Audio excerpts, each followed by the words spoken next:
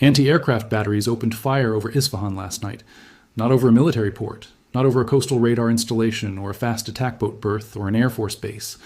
Over Isfahan, the city that sits in the geographic center of Iran, inland and elevated, a location that has not been the primary operational theater of this conflict's previous strike cycles. Isfahan, where Iran's stockpile of highly enriched uranium is believed to be located.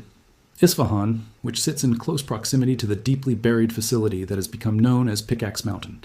When anti-aircraft batteries around a nuclear storage site open fire on aircraft passing through that airspace in the middle of an active military campaign, you are not looking at a routine air defense response to a bombing run that accidentally wandered near a sensitive location.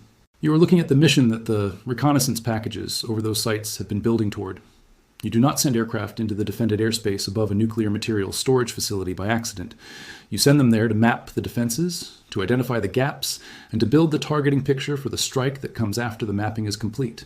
Anti-aircraft fire also lit up the sky over Shiraz simultaneously, and over southern Tehran. 3 separate regions of the country generating coordinated air defense engagement in the same operational window, at a scale of simultaneous defensive response that has not been this widespread in months of this conflict. And while those guns were firing into the sky over 3 Iranian cities trying to reach aircraft that were already beyond range of the rounds being fired, 2 missiles hit a tanker attempting to reach Kharg Island through a naval blockade that had been in place for less than 48 hours. And in the far eastern part of the country, in Bushehr, flames were rising inside the shrine complex where Iran's former supreme leader is entombed, a fire that Iranian authorities attributed to an asphalt workshop accident, with no claimed cause available, continuing a pattern of unexplained fires at significant Iranian sites that has persisted throughout this conflict with remarkable consistency. None of those 3 things happened in isolation. None of them is going to stay contained to a single news cycle, and the one that will matter most in the next 72 hours is the one that happened over Isfahan.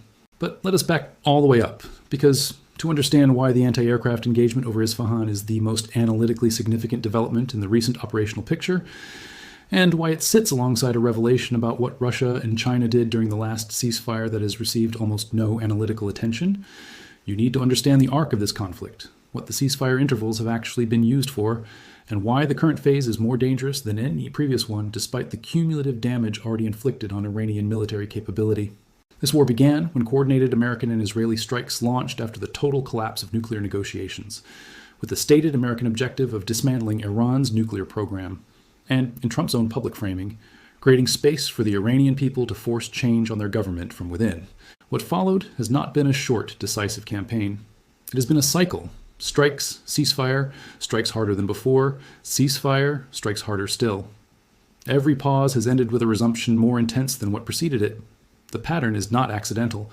It is what happens when a conflict has no agreed-upon endpoint, when each side retains the capability to resume after each pause, and when the ceasefires serve different functions for the 2 sides. The American side, using them to assess targeting effectiveness and diplomatic possibilities. The Iranian side, using them for something that only became publicly known during this current phase. Russia and China, according to a high-confidence intelligence assessment, moved additional air defense systems into Iran during the last ceasefire window, using the pause in American bombing as cover to rearm and reinforce Iranian air defense capability. The sophistication of those systems, how many of the more advanced long-range interceptors made it in versus older, shorter-range platforms, remains unclear. But the volume of simultaneous anti-aircraft engagement generated across 3 separate Iranian cities in a single operational night tells you that what arrived during the ceasefire was not trivial. Iran entered the current phase of this conflict with rebuilt air defense architecture that it did not have when the previous phase ended. The ceasefire did not just give Tehran time to repair and regroup, it gave Beijing and Moscow time to resupply. The strategic implication of this intelligence revelation extends beyond the immediate operational picture in ways that fundamentally change how ceasefires in this conflict should be analytically understood. If Russia and China are actively using ceasefire intervals to resupply Iranian air defense capability, then every pause in American bombing creates a window during which the military capability that American strikes destroyed can be partially reconstituted with Russian and Chinese hardware. This means the standard diplomatic logic of ceasefire as progress toward resolution contains a dimension that has not been fully visible in the public discussion. A ceasefire that allows Russian air defense systems or Chinese radar technology to enter Iran is not a neutral pause. It is a period in which the adversary's capability regenerates faster than any diplomatic process can produce durable outcomes. Russia's motivation for resupplying Iranian air defense is not difficult to identify. An American campaign that successfully degrades a sophisticated regional air defense network provides a demonstration of American air power capability that has direct implications for Russian military planning in European theaters, and for every state that has historically relied on Russian-supplied air defense to deter American intervention. Every American aircraft that Iranian anti-aircraft fire manages to engage, every intercept attempt that forces American planners to adjust their mission profiles, every defensive layer that American strike packages must account for, each serves the Russian institutional interest in demonstrating that Russian-supplied air defense retains deterrent value against American air operations. China's parallel interest runs through the Taiwan scenario that Beijing's military planners continuously assess. Both powers have strategic incentives to ensure the Iranian air defense network demonstrates meaningful capability against American strikes. The guns that fired over Isfahan last night are in part a Russian and Chinese statement about what American air power will face in future theaters. This is the part of the story that most coverage has not adequately addressed. The United States has been conducting a systematic multi-week campaign to degrade Iranian air defense capability, a campaign that has been effective, producing documented destruction of radar networks, command centers, and surface-to-air missile systems across the country. And then Iran received new air defense systems delivered by a superpower that has both the capability to manufacture sophisticated air defense platforms and the political motivation to prevent the United States from achieving its objectives in this conflict. Whatever the campaign destroyed in the first phase, some of it has been rebuilt with Russian and Chinese hardware. The guns that were firing over Isfahan last night were not the original systems. Some of them may be things that did not exist in Iran before the ceasefire. Now let us establish the confirmed operational picture of what has actually been happening across the strike packages and the Iranian response. U.S. Central Command confirmed an evening strike wave targeting command centers, air defense sites, missile and drone production and storage facilities, and coastal surveillance infrastructure at Bandar Abbas. Missile launch sites destroyed, drone storage facilities eliminated, a communications tower at a command and control node brought down in a single precision strike. This is consistent with the sustained, layer-by-layer targeting of Bandar Abbas that has made it the most repeatedly struck location of the entire campaign. Bandar Abbas is not just a port city.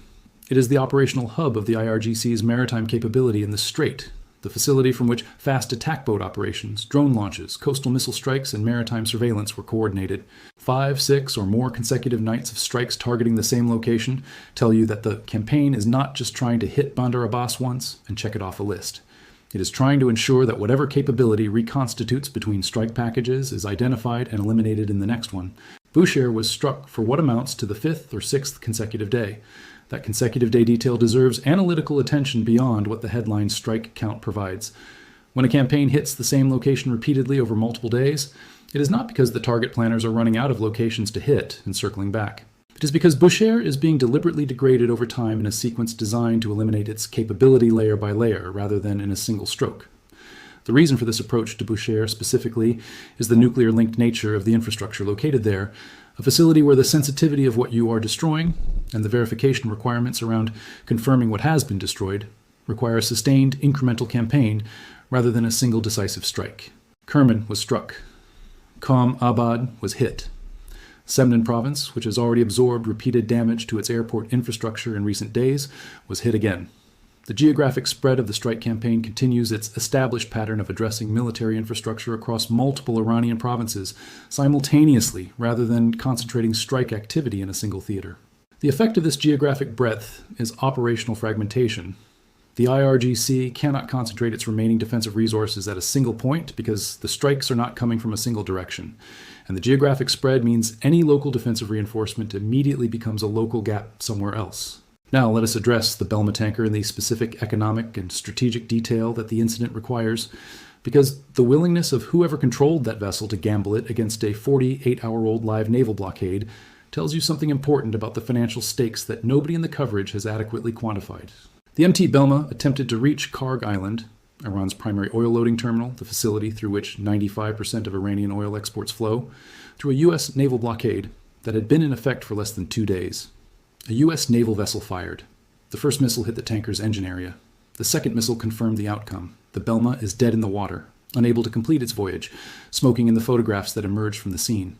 Now think about that decision from the perspective of the entity that sent that ship into a live blockade 48 hours after the blockade was announced. A tanker is a multi-million-dollar asset. Its crew is aboard. The American military has demonstrated repeatedly and publicly that it is willing to use lethal force to enforce this blockade. the Hellfire missile fired into the Belma's smokestack is not ambiguous communication. Whoever made the decision to send the Belma toward Kharg Island on that specific day knew all of that, weighed it against the financial value of the cargo they were attempting to load, and decided the gamble was worth taking. That decision tells you the financial pressure on the Iranian side, the desperation to get oil moving through Kharg despite the blockade, has reached a level where parties connected to Iranian crude exports are willing to accept the risk of having their vessel disabled in a live military confrontation, rather than accept the economic reality of Kharg Island being effectively shut. The oil revenue at stake is that large. The alternative, accepting that Kharg is non-functional for the foreseeable future, is apparently that unacceptable to someone in the Iranian economic ecosystem. They sent the ship anyway. The ship is now dead in the water. And the next vessel calculating whether to try will do so with the Belma's smoke visible in the satellite imagery. Now let us examine what Iran threatened in its formal red line declaration, because the specific language of that statement is the most alarming thing to come out of Tehran in this entire conflict that has not received the analytical weight it deserves. Iran formally declared the Strait of Hormuz an inviolable red line. This alone is a significant statement, but not a surprising one. What Iran added to that declaration is the part that changes everything about the potential scope of this conflict. The warning stated explicitly that American strikes against Iranian infrastructure, naming specifically power plants and bridges, the exact targets Trump had publicly named as consequences for noncompliance, would trigger Iranian retaliatory strikes against critical infrastructure across the entire Gulf region. Read that again. Iran is not threatening to defend its own territory from strikes. It is threatening to attack the critical infrastructure of other countries, countries that are not primary parties to this conflict, in response to American strikes on Iran. It is threatening to take a conflict between the United States and the Islamic Republic of Iran and expand its blast radius to include the civilian infrastructure of the entire Gulf region as a retaliatory instrument.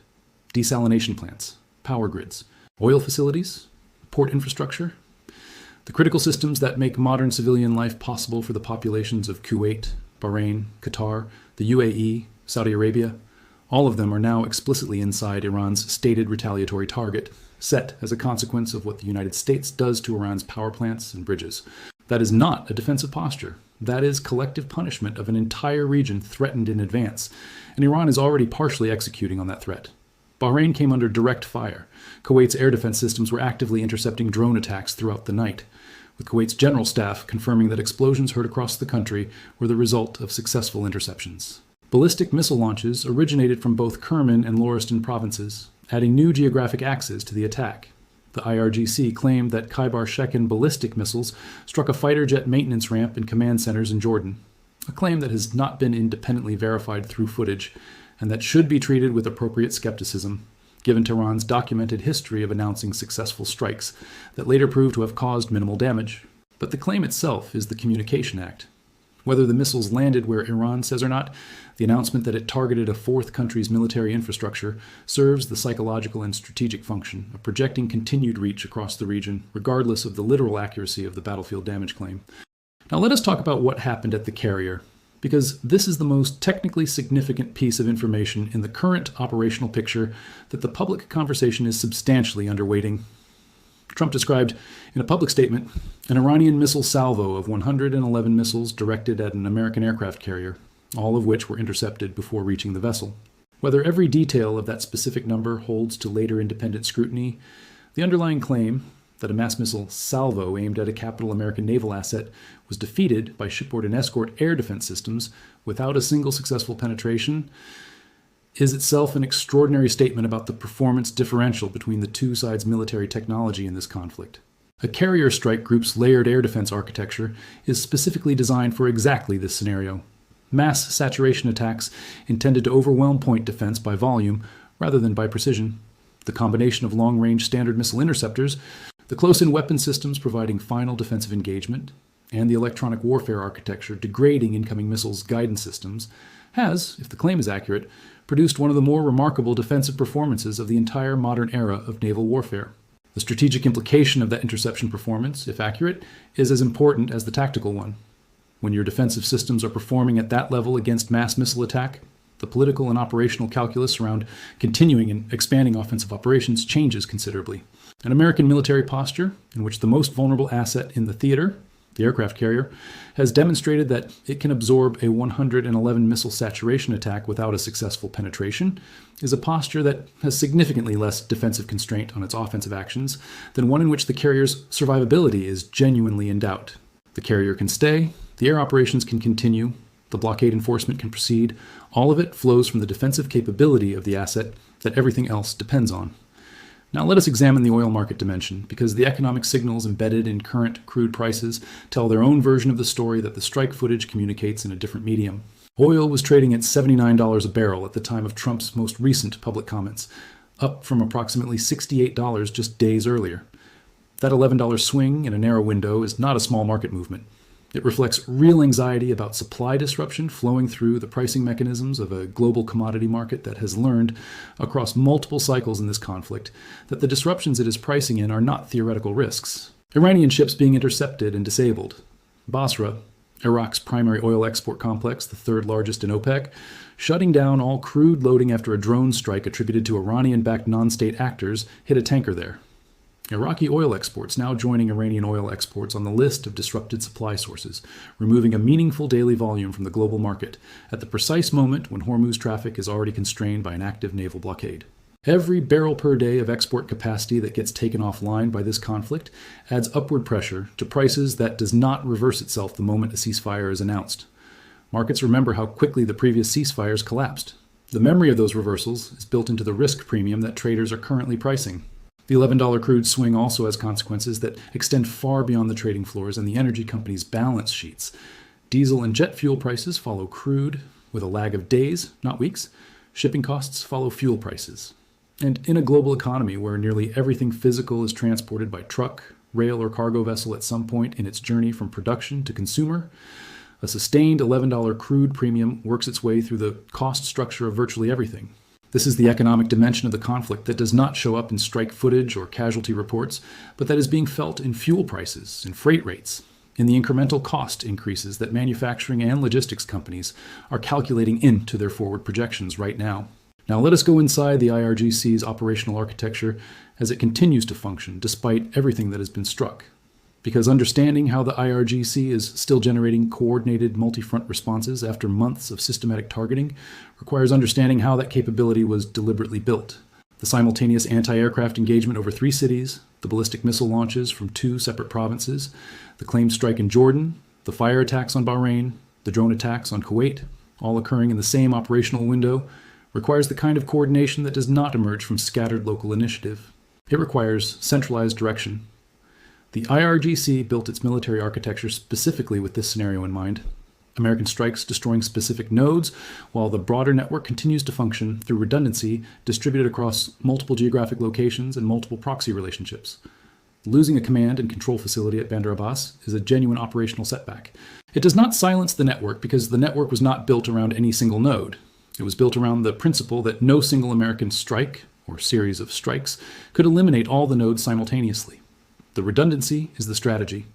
And the anti-aircraft fire over Isfahan, the ballistic launches from Kerman and Loristan, the continued fire into Gulf partner states, all of it is the IRGC's redundant network functioning as it was designed to function under sustained American attack.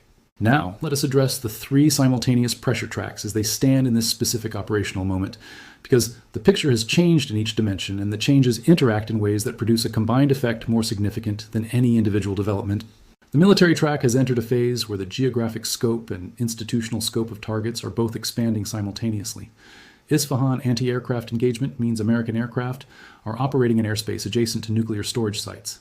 Bushehr is being hit for the 5th or 6th consecutive day in a deliberate incremental degradation campaign rather than a single decisive strike. The power plants in Asaluya, Keshem, and Kish that were struck represent the civilian energy infrastructure target category that the ultimatum named as the consequence of noncompliance. The blockade is being enforced with lethal force against the tanker that tested it. The reported situation room discussion of Kharg Island seizure, Pickaxe Mountain, and energy infrastructure expansion tells you that every category of target that has been publicly discussed as the next step is being actively evaluated for execution. The economic track has now produced coordinated supply disruption across multiple countries simultaneously. Iran's oil exports are blockaded at Kharg. Iraq's Basra terminal has suspended all crude loading following the drone strike on the Basra export complex. Strait of Hormuz commercial traffic is operating at reduced levels under American naval enforcement. The Houthi threat to close Bab el-Mandeb is an active contingency rather than a dormant capability. Oil is at $79 and climbing. The compounding effect of multiple simultaneous supply disruptions, each of which would individually represent a significant market event, is producing a price environment that is already beginning to move through diesel and jet fuel prices toward the broader cost structure of the global economy. The strategic and declaratory track reached its most explicit expression with Iran's red line statement threatening Gulf-wide infrastructure retaliation if American strikes hit Iranian power plants and bridges. This statement does two things simultaneously. It attempts to create a deterrent by threatening consequences that extend far beyond Iranian territory. And it reveals the IRGC's assessment of its own position. An institution that has to threaten the civilian infrastructure of neighboring countries to create the deterrence it can no longer generate through credible military threat against American forces themselves. The threat to punish the Gulf region for what America does to Iran is the coercive instrument of an actor that has run out of ways to deter the actor it is actually in conflict with. The honest strategic assessment of where things stand is defined by a genuine tension between two simultaneous realities that the coverage tends to treat as mutually exclusive, but which are both demonstrably true at the same time.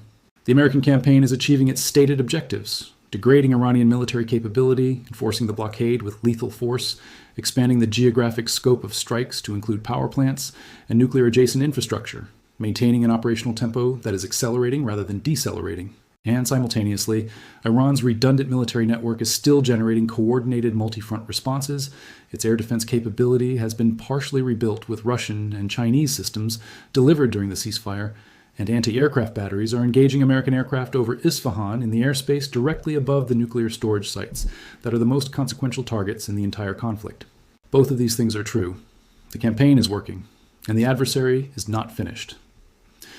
According to reporting citing U.S. officials, President Trump is increasingly leaning toward expanding American military operations against Iran. Options reportedly under discussion include broadening the air campaign further, directly targeting Pickaxe Mountain, striking additional Iranian energy infrastructure beyond what has already been hit, and seizing Kharg Island or other strategic islands in and around the Strait of Hormuz, using American forces on the ground. That last option represents a fundamentally different phase than anything confirmed so far. It would mean American boots on Iranian-controlled territory, not just American aircraft in Iranian airspace. And the fact that it is reportedly being discussed at all in the same week that the Belma was disabled while trying to reach Kharg Island's loading terminal suggests those two things may not be on separate timelines. You soften a target with naval enforcement, establish that no vessel will reach it under the blockade, and then you discuss whether to seize it. Those steps are sequential, not parallel. Pickaxe Mountain represents the nuclear dimension of this discussion in its most operationally specific form. The deeply buried facility beneath a mountain, suspected of supporting Iran's nuclear program, is the target that the B-2 Spirit stealth bomber and the GBU-57 massive ordnance penetrator exist to address. 30,000-pound bunker buster. The only conventional weapon capable of reaching the depth of hardened underground facilities built specifically to survive everything above that.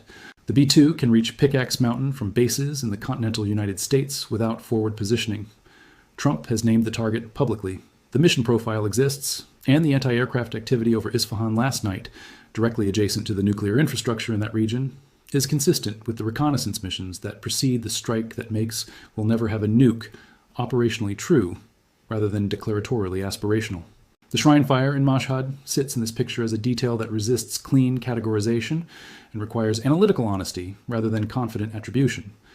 The Imam Reza Shrine Complex is among the most symbolically significant sites in all of Shia Islam, the burial place of the 8th Imam, a pilgrimage destination for millions, and a site of immense religious and political significance to the Islamic Republic's legitimacy narrative. Iranian authorities attributed the fire to an asphalt workshop accident within the complex grounds. That may be accurate.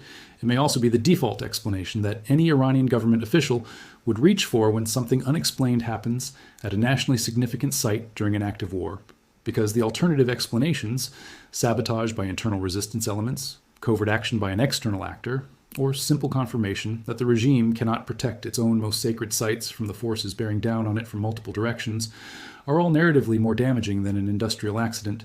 What can be said with confidence is that the pattern of unexplained fires and explosions striking symbolically significant Iranian sites throughout this conflict has been too consistent to dismiss as coincidence, while remaining individually explicable as accident.